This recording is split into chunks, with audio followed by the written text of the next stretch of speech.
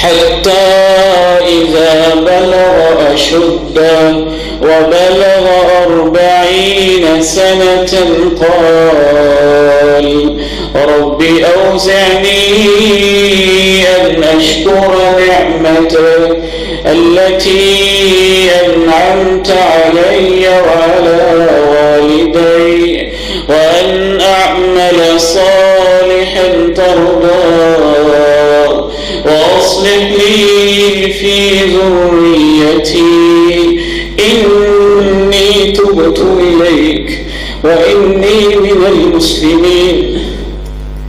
40 سال میں اللہ کہتے بندے کو ہوش آ جانی چاہیے. میری عمر 40 سال سے اوپر ہو چکی ہے. میرے اپنے بال سفید ہو گئے تو پھر تو مجھے ہوش آ جانی چاہیے کہ اب منزلیں کچھ اور شروع ہونے والی ہیں. کہا جس کو 40 سال کی عمر میں ہوش آ جائے چلیں. پہلے تو لڑکپن میں تھا, جوانی تھی, پہلے تو مستانی کے اندر تم نے اپنی عمر گزار دی. 40 سال میں بھی تمہیں ہوش نہیں آتی, بھانجوں کو بھتیجوں کو جاتے دیکھ کے بھی ہوش نہیں آتی, ماں کو باپوں کو یوں زندگی کا سبق اور عبرت کا نشان بنتے دیکھ کے بھی تمہیں سمجھ نہیں آتی. اپنی داڑھی کے اپنے بالوں کے سفید بال دیکھ کے بھی تم ہوش کے ناخن نہیں لیتے ہو. 40 سال کی عمر میں اگر کسی بندے کو سمجھ آ جائے اور پھر وہ دیکھ لے کہ زندگی کیا ہے اور اللہ کے حضور توبہ کر لے تو رب کریم کا وعدہ ہے ہم اس کی سابقہ زندگی کی ساری نیکیاں قبول کر لیں.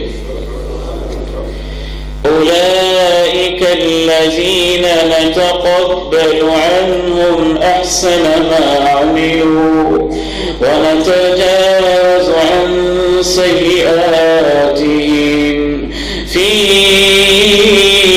أصحاب الجنة وعد الصدق الذي كانوا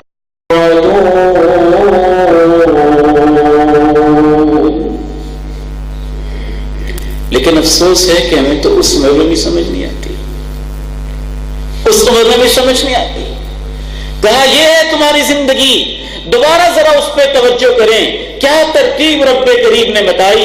زندگی کا پہلا حصہ کھیل میں گزارتے ہو, دوسرا حصہ تماشوں میں گزار دیتے ہو, تیسرا حصہ اپنی خوبصورتی, اپنے لباس, اپنے بالوں, اپنی بنتر, اپنی بناوٹ, اپنی شکل, اپنی سجاوٹ میں گزار دیتے ہو, بیوٹیفکیشن میں گزار دیتے ہو.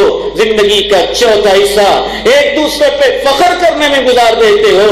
پھر زندگی کا 5واں حصہ تم مال اور اولاد ایک دوسرے سے بڑھ بڑھ کے ملے اس میں گزار دیتے ہو. ایسے کرتے کرتے انسان بوڑھا ہو جاتا ہے. وہ بوڑھا بھی ہو جائے تو اس کی مال اور دولت کی ہرس ختم نہیں ہوتی ہے. اللہ کے پاک پیغمبر علیہ الصلوۃ والسلام فداہ ابی و امی, ان پہ میرے ماں باپ قربان ہو جائیں, انہوں نے ہمیں کیسے سمجھایا. کہا لو کان لابن آدم وادیان من ذهب, آدم کے بیٹے کو سونے کی 2 وادیاں دے دی جائیں. وادی کہتے ہیں جو پہاڑوں کی چوٹیوں کے درمیان میں کھلا میدان ہوتا ہے. گویا اتنا سونا ہو پہاڑوں کی چوٹیوں پر تک پہنچ جائے, ڈھیر دے دیے جائیں. کہے گا اللہ ایک تیسری وادی بھی سونے کی دے دے. ولا يملأ جوف ابن آدم الا التراب, آدم کے بیٹے کو قبر کی مٹی کے سوا کوئی چیز اس کے پیٹ کو بھر نہیں سکتی ہے. مجھے بڑی اچھی طرح بار بار یاد آتے ہیں والد محترم رحمہ اللہ رحمت واسعہ. رات ساری گزر جاتی, نیند نہ آتی. پوچھتا ابا جان نیند کیوں نہیں آتی ہے؟ ڈاکٹر کے پاس چلتے ہیں, کوئی دوائی لیتے ہیں, میڈیسن لیتے ہیں, علاج کرواتے ہیں.